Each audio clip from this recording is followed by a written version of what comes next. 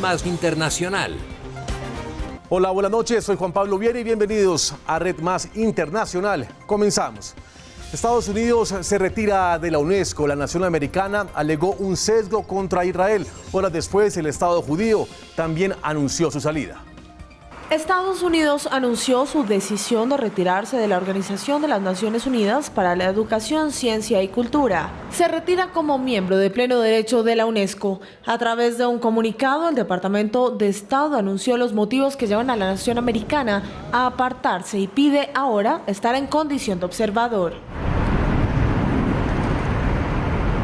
Estados Unidos alega la necesidad de una reforma fundamental y la que denomina continua parcialidad anti-israelí. La directora general de la UNESCO lamentó la decisión de la nación americana.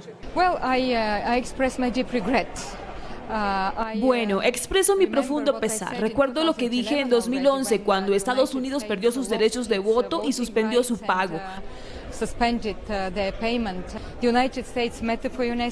Estados Unidos importa para la UNESCO y la UNESCO importa para Estados Unidos. Si vamos a la historia, vemos que no solo Estados Unidos es miembro fundador de la UNESCO. La idea es construir la paz a través de la educación, la ciencia y la cultura, y es básicamente una idea americana.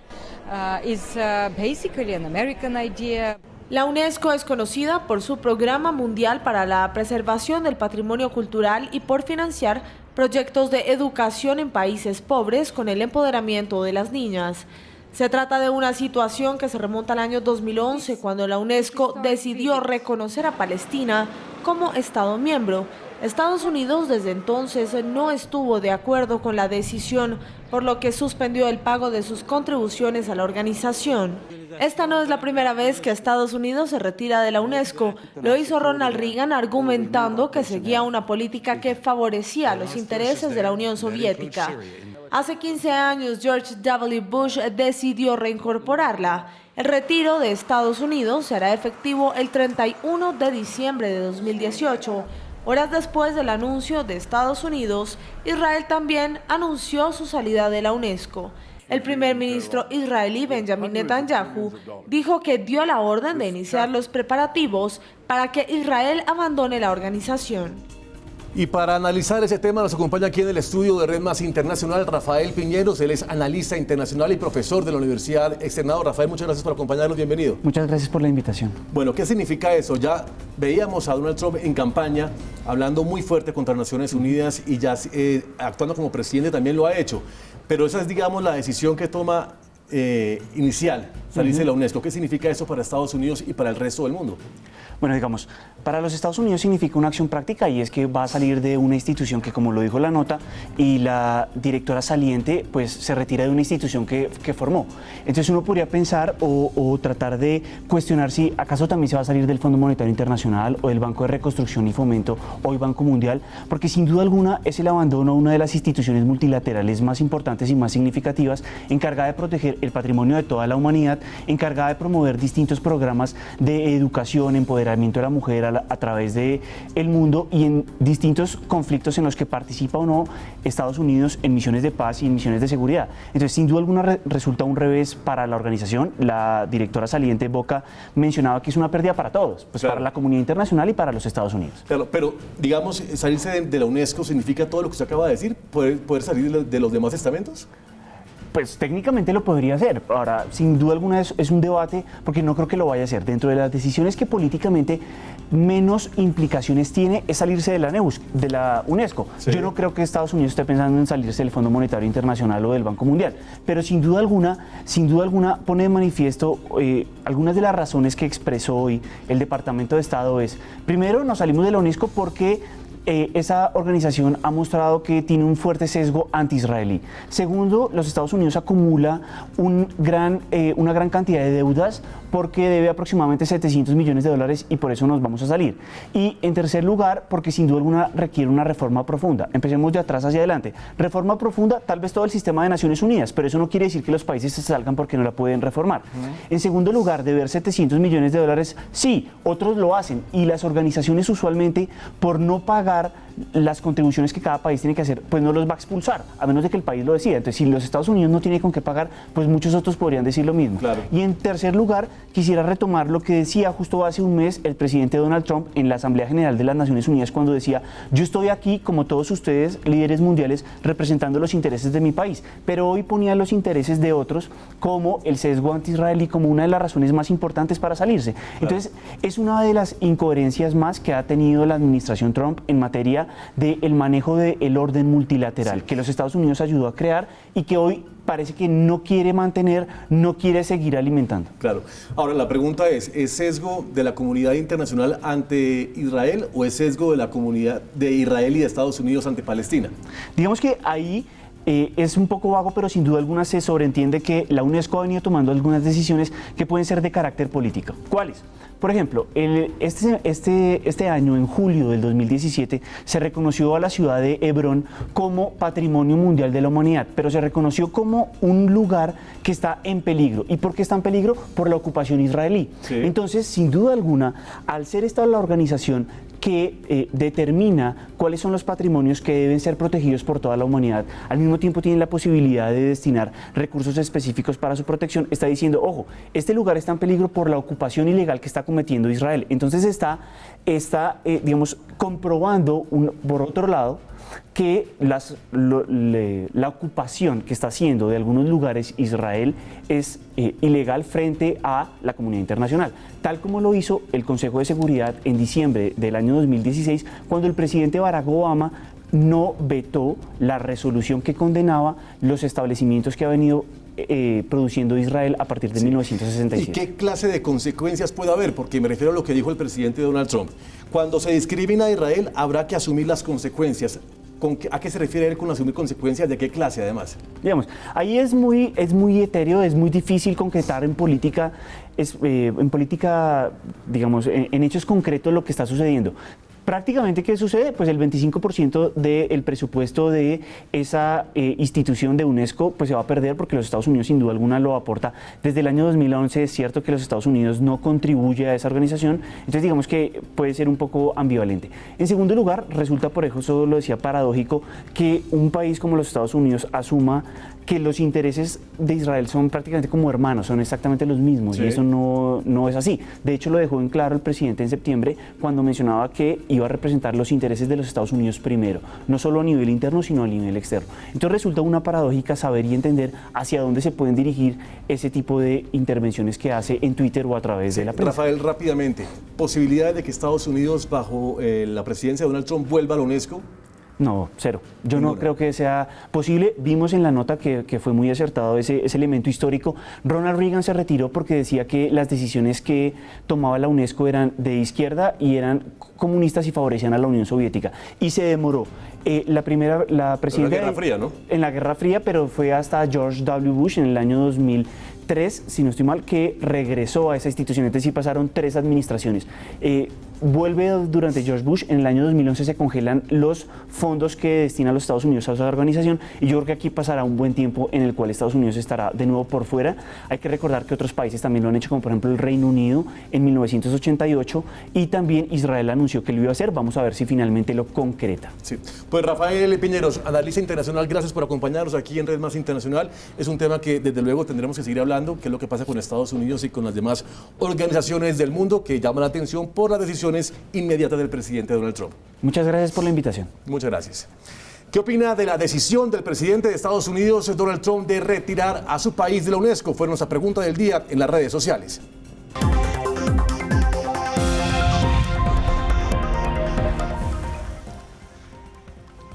Esa era nuestra pregunta del día. ¿Qué opina de la decisión del presidente de los Estados Unidos, Donald Trump, de retirar a su país de la UNESCO? Y así nos contestaron nuestros televidentes. Tendremos la respuesta de nuestras personas que nos siguen a través de las redes sociales en segundos. Continuamos con más información internacional porque Donald Trump dio un primer paso para desmantelar el sistema de salud conocido como el Obamacare. El mandatario firmó una orden ejecutiva que pone cambios al sistema nacional de salud.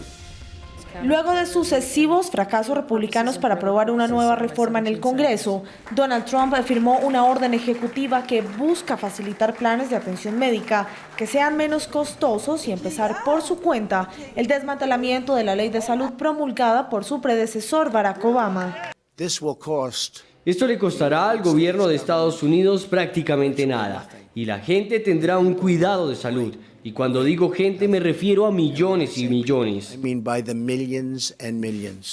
Pese a que la derogación y sustitución del Obamacare fue una de las promesas de campaña del magnate, hasta el momento los republicanos no se han puesto de acuerdo para aprobar una nueva ley de salud en el Congreso, incluso teniendo el control en ambas cámaras. Para la Casa Blanca, el objetivo es expandir las alternativas a los planes de salud e incrementar la competencia. Esto creará una tremenda y transformadora competencia de muchas maneras, un cambio destinado a crear más y a precios menores para millones de estadounidenses. Pero la competencia será asombrosa y las compañías de seguros lucharán para que todas las personas se inscriban. Trump aseguró que su orden está diseñada para proporcionar un alivio a millones de estadounidenses ante los requisitos y las cargas de la ley promulgada por Obama en 2010. Y tras el devastador paso del huracán María por Puerto Rico, el presidente Donald Trump advirtió a la isla que la ayuda federal no durará para siempre. El mandatario también criticó el sistema de fluido eléctrico de Puerto Rico, asegurando que era un desastre desde antes de lo que pasó con los huracanes. A través de su cuenta de Twitter, Trump criticó la infraestructura de la red eléctrica de Puerto Rico. La infraestructura eléctrica y otras instalaciones ya eran un desastre antes de los huracanes. Ahora el Congreso debe decidir cuánto gastar. Para Trump es el Congreso estadounidense el que debe decidir el monto para la ayuda que necesita la isla para su reconstrucción. La FEMA aprobó más de 44 millones de dólares para asistencia a las personas en Puerto Rico y más de 96 millones para trabajos de emergencia. No podemos mantener a la Agencia Federal para el Manejo de Emergencias, a los militares y al personal de emergencia, que han sido increíbles bajo las circunstancias más difíciles en Puerto Rico para siempre. Y es que FEMA coordina las labores de ayuda de agencias federales de Estados Unidos en Puerto Rico, donde desplegaron a más de 10.000 miembros cooperando en terreno. Casi 6.000 personas siguen viviendo en refugios y la mayor parte de Puerto Rico sigue sin electricidad y agua, mientras van en aumento los brotes de enfermedades contagiosas.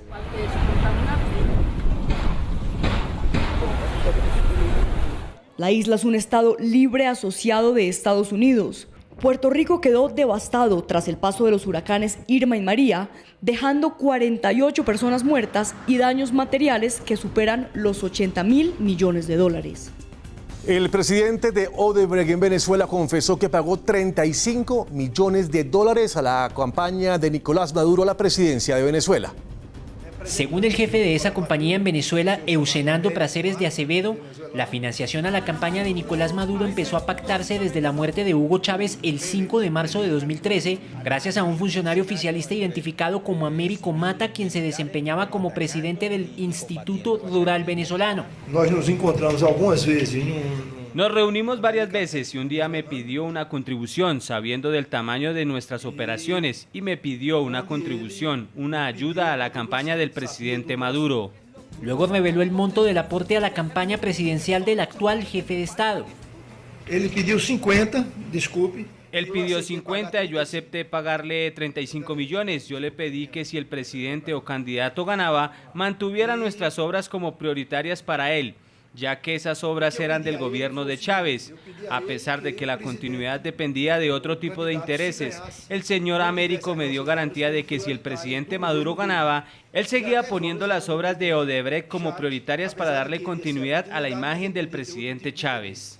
Acevedo ofreció estas declaraciones el 15 de diciembre de 2016, pero fueron reveladas este jueves por la destituida fiscal venezolana Luisa Ortega Díaz, quien ha venido denunciando al presidente Nicolás Maduro por corrupción y crímenes de lesa humanidad.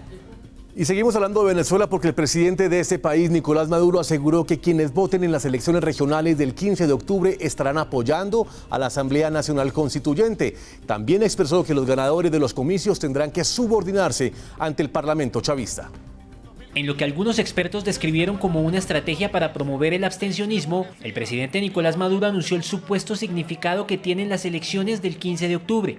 Todo el que salga a votar está respaldando a la Asamblea Nacional Constituyente, que es la que convoca. Según el jefe de Estado, la participación de los ciudadanos en los comicios de este fin de semana es fundamental para contrarrestar a los adversarios del chavismo.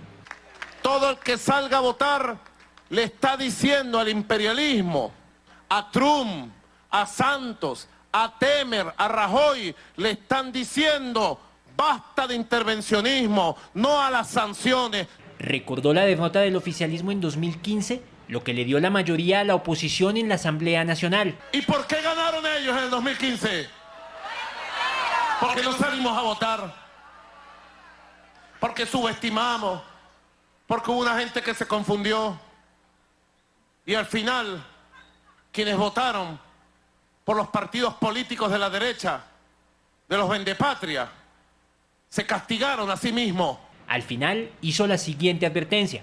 Y todos los gobernadores y gobernadoras que van a ser electos y electas el domingo tendrán que juramentarse ante la Asamblea Nacional Constituyente y el que no se juramente no toma su cargo y punto. El mandatario busca obligar a los ganadores opositores de la contienda del domingo a aceptar y reconocer a la constituyente conformada únicamente por oficialistas y calificada como fraudulenta por la comunidad internacional. Y contrario a lo que dice el presidente Nicolás Maduro, en medio de los cierres de campañas a las elecciones del domingo, la oposición anunció que no juramentará a sus candidatos ganadores ante la constituyente e invitó a los venezolanos a votar para vencer al chavismo. La respuesta de los líderes de la oposición venezolana a las advertencias de Maduro fue clara. Ninguno de nuestros gobernadores va a ir a juramentarse ante ese fraude constitucional llamado Asamblea Nacional Constituyente. Ninguno. Por el contrario, anunciaron más acciones internacionales contra el régimen chavista. Que en los próximos días se va a llevar a cabo un encuentro de todos los parlamentos del mundo. Es un encuentro donde se reúnen 90 presidentes de parlamentos del mundo y más de 120 delegaciones de 120 parlamentos del mundo. En esa reunión, uno de los temas cruciales va a ser el tema de Venezuela. Hasta el propio presidente de Colombia, Juan Manuel Santos, rechazó las advertencias de su homólogo venezolano. Eso no es jugar limpio y por eso, desde el punto de vista colombiano y creo que de la comunidad internacional, que nos hemos opuesto a esa Asamblea Constituyente por ilegal, cualquiera que sea el resultado, nos seguiremos oponiendo. No vamos a reconocer esa Asamblea Constituyente porque tiene un origen ilegal. Pero al mismo tiempo, sí queremos hacer un llamado a todos los venezolanos a que salgan a las urnas. La Cancillería colombiana publicó este comunicado de prensa por medio del cual pidió una masiva participación de los venezolanos en los comicios del 15 de octubre y que haya garantías que le permitan a la ciudadanía ejercer su derecho al voto libremente. Este jueves se vence el plazo dispuesto por el Consejo Nacional Electoral para las campañas de los candidatos que disputarán este domingo las gobernaciones de los 23 estados de Venezuela.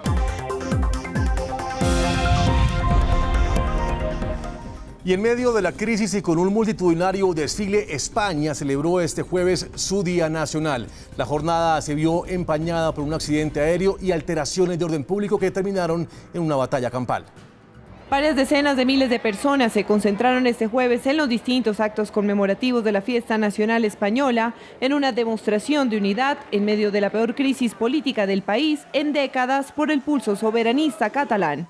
El desfile que acaba de empezar, pero muy emocionante, hay que venir pues para mostrar nuestro orgullo de ser españoles y de que España es un país maravilloso y que queremos que siga siendo como es, entonces hay que mostrar todo nuestro apoyo a nuestras fuerzas de seguridad. Cerca de 4.000 miembros de las fuerzas de seguridad españolas desfilaron ante el rey Felipe VI, quien no dio ningún discurso después de que la semana pasada acusó a los líderes catalanes de romper los principios democráticos y dividir la sociedad catalana. En Barcelona, una manifestación para celebrar el 12 de octubre, convocada principalmente por la sociedad civil catalana, congregó a 65.000 personas. Soy demócrata, soy catalana, soy española, soy europea. Estamos acostumbrados a este juego que tienen en la Generalitat de hacer y no hacer, proclamar y no proclamar. Lo que queremos simplemente es que se cumpla la ley y se respete las reglas de juego, la Constitución y el Estado de Derecho.